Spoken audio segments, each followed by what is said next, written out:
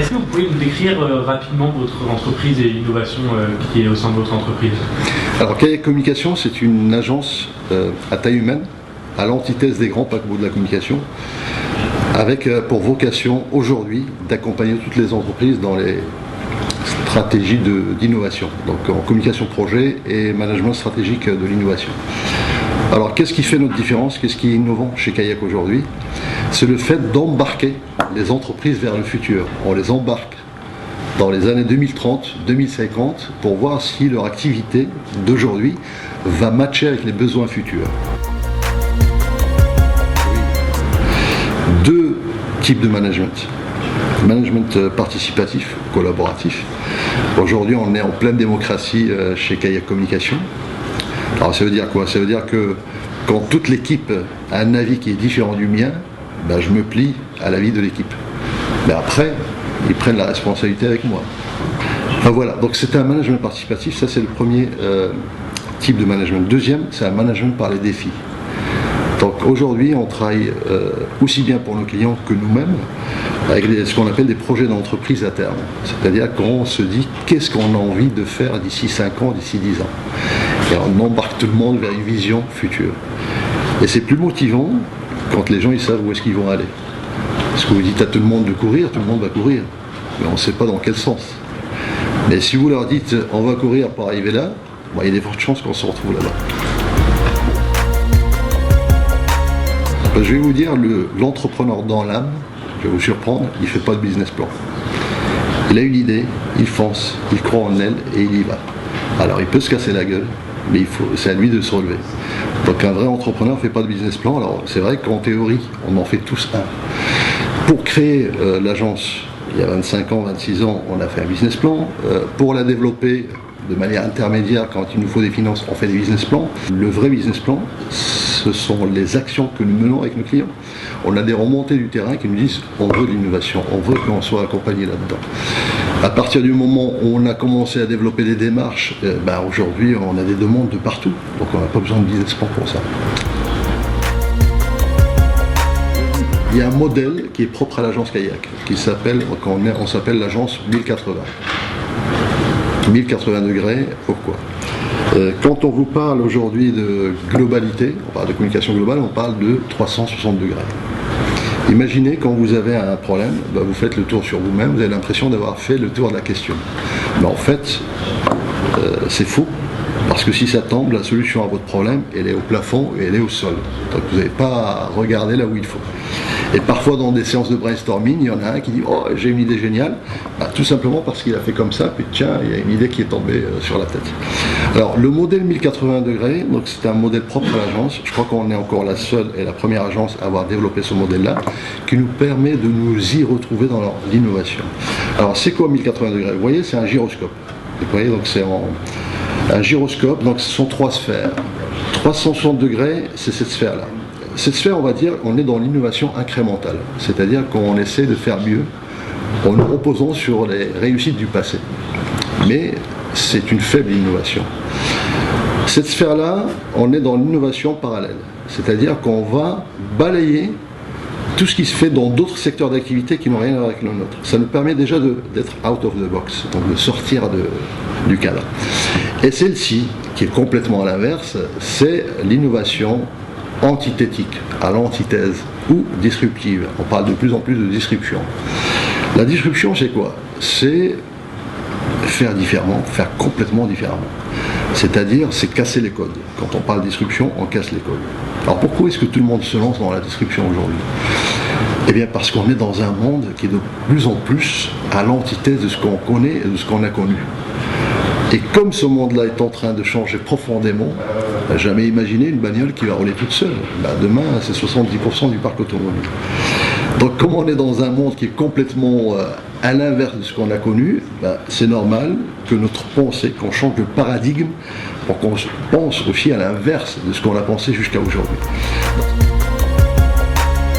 Steve Jobs avait dit « Si j'avais écouté tous mes ingénieurs, le Macintosh n'aurait jamais existé. » C'était quoi l'idée de Steve Jobs à la base?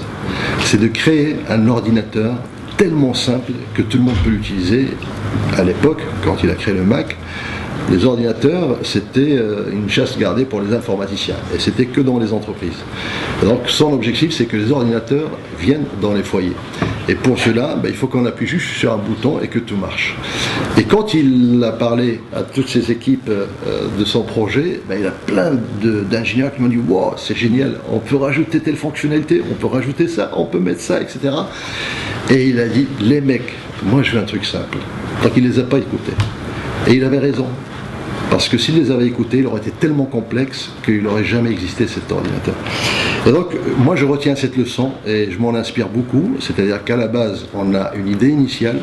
Il y a énormément de start-upers ou de gens qui innovent, qui partent d'une super idée, qui répond à une problématique donnée, mais qui, dans le cheminement de l'idée jusqu'à la réalisation, à la fin, elle n'a plus rien à voir avec l'idée initiale. Après, il s'étonne qu'elle ne fonctionne pas. Il dit comment ça se fait que ça ne matche pas avec les trucs. Ben oui, parce qu'on s'est éloigné du truc. Vous pouvez poser la question à 10 personnes, vous allez avoir 10 avis différents. Donc il faut savoir faire la part des choses, savoir ceux qui vont nourrir l'idée pour lui donner la pêche et peut-être des angles qu'on n'a pas prévus, et ceux qui peuvent la dévier. Donc, et là, c'est là où il faut être assez fin pour faire la différence. Et un entrepreneur qui a peur du risque, il ne faut pas qu'il entreprenne. Parce que c'est le propre même de l'entrepreneuriat.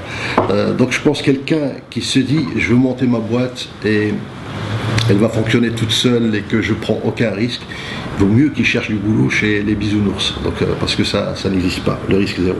Il y a toujours un risque, et plus il y a de risques, plus il y a aussi opportunité de gain. Et notre philosophie, c'est dans toute situation à risque, il y a toujours une belle opportunité. Les problèmes représentent quelque part mon moteur. En fait, quand il y a un problème, pour moi, c'est un challenge. Et je pense que le fait d'appréhender les choses en se disant bon, il y a un problème, c'est un challenge, je vais avoir une super satisfaction en ayant dépassé ce problème-là. Il y a un ouvrage aussi que j'ai écrit qui s'appelle Kayak mon amour, où je raconte les 6 fois où l'agence a failli déposer le bilan. Et je raconte quel est l'élément qui a failli nous planter et comment est-ce qu'on a pu rebondir, parce que pour moi, il y a un mérite plus grand que la réussite ou la victoire, c'est de rebondir après un échec.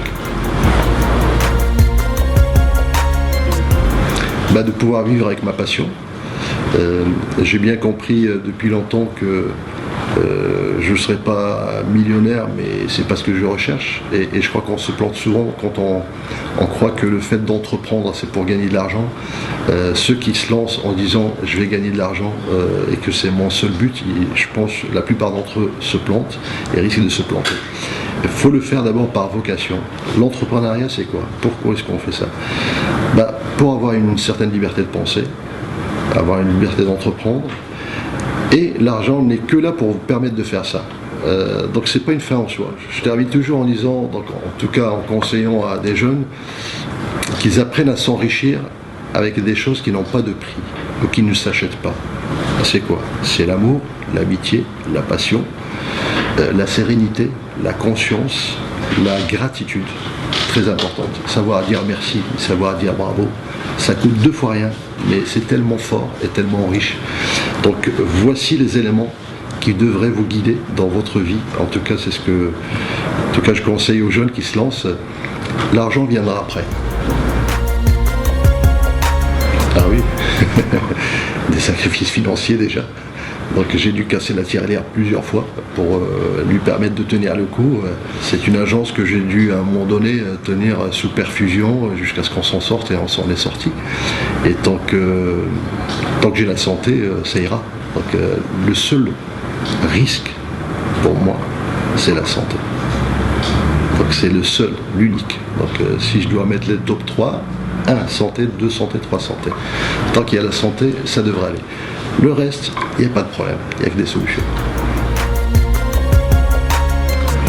Les décisions les plus complexes pour un manager, pour moi, les plus difficiles, c'est quand il faut se séparer d'un collaborateur.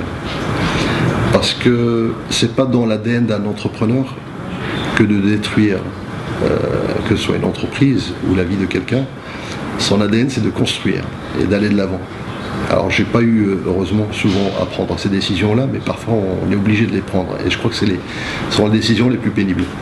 Donc Dans l'ADN d'un entrepreneur, c'est de construire, c'est d'aider les autres, c'est d'aider toute son équipe et de les élever vers des hauteurs.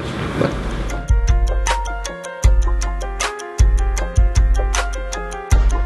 On peut faire merci. Vous avez pu filmer ça? Ouais. Yes. Ouais.